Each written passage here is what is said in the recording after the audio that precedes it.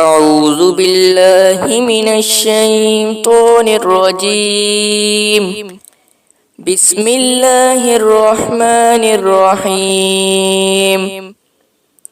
سبح اسم ربك الأعلى الذي خلق فسوى والذي قدر فهدى والذي أخرج المرعى فجعله غثاء أحوى سنقرئك فلا تنسى إلا ما شاء الله إنه يعلم الجهر وما يخفى ونيسرك لليسرى فذكر إن نفعت الذكرى سيذكر من يخشى ويتجنبها الأشقى الذي يصلى النار الكبرى ثم لا يموت فيها ولا يحيا